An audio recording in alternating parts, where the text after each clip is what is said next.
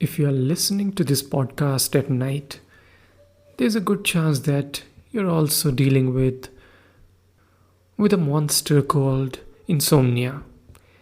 It's very common and is increasingly troubling a lot of us. So, let's talk about it, but talk about it in more of a philosophical way.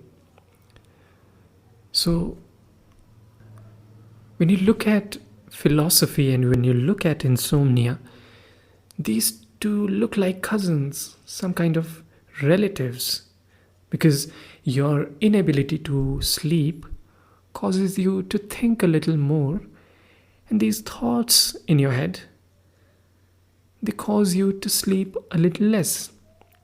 And since thinking is associated with philosophy, these two are really, really interconnected. So this cycle goes on.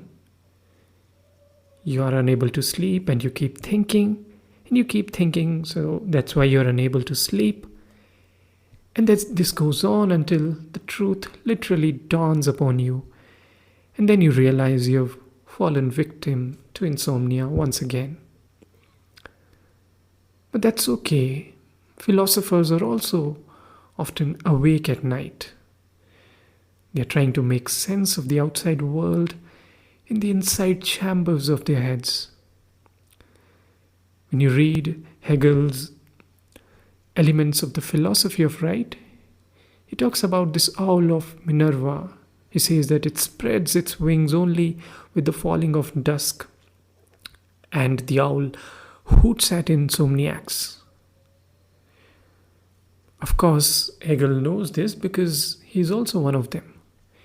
He's also one of the insomniacs, not the owls. But the point is, philosophers are very much familiar with insomnia.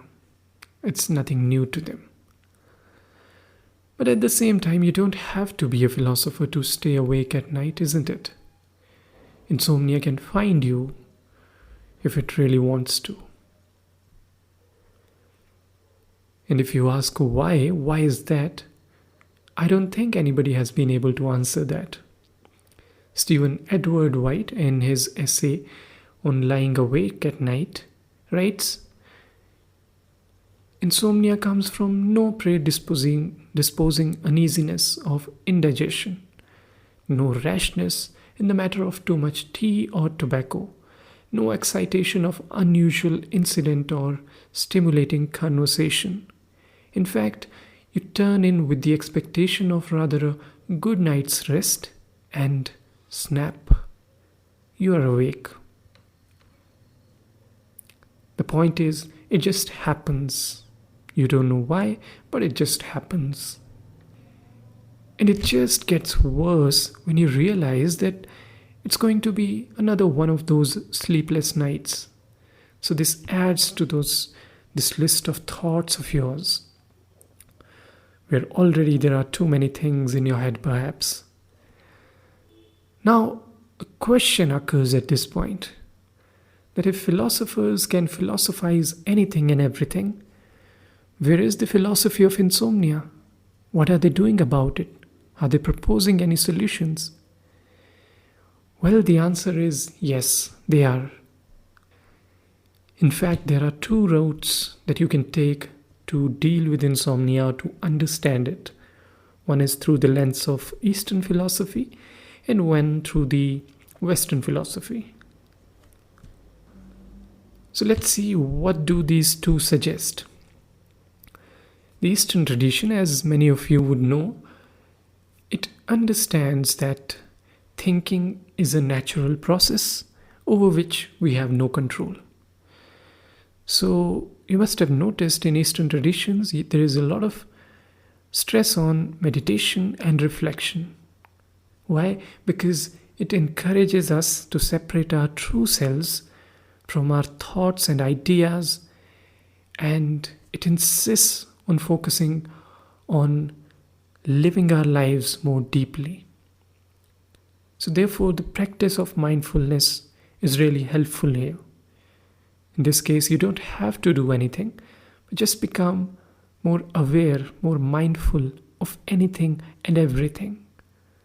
Things around you and things in your own head, your own thoughts and ideas.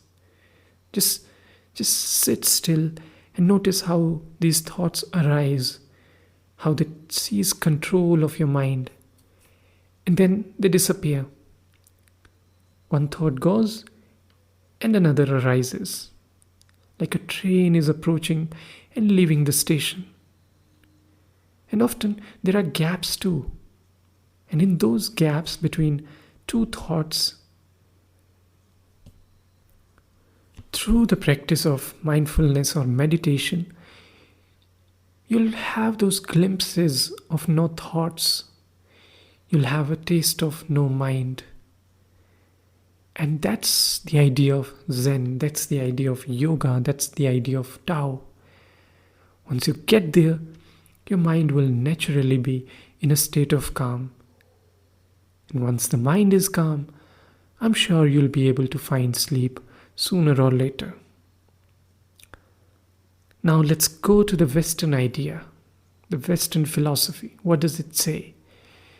The Western philosophy, it also relies on meditations, but these are very different kinds of meditations. Here, the underlying assumption is that most of our troubles, most of our problems, they come from our thoughts and feelings which haven't been really examined or really scrutinized.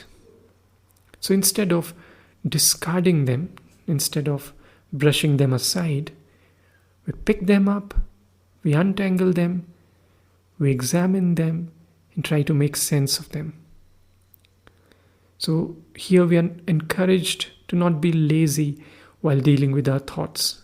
We are encouraged to think about it more actively, work on these thoughts in our daytime so that we don't have to deal with them at night.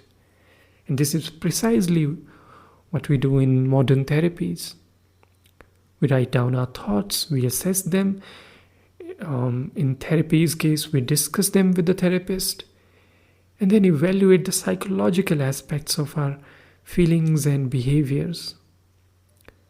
And once we start devoting a certain part of our day to self-care, the quality of our lives improve, and from there we can find some peace and rest and hopefully sleep well too. So these are really two approaches to deal with the problem of insomnia.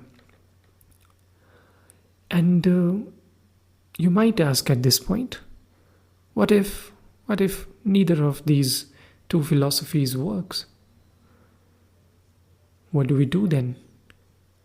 Well, in that case, you can find some comfort in Leonard Cohen's famous sentence when he said, "The last refuge of the insomniac is a sense of superiority to the sleeping world."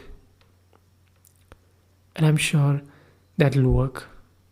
If you are awake at night, you are among the elite class of individuals.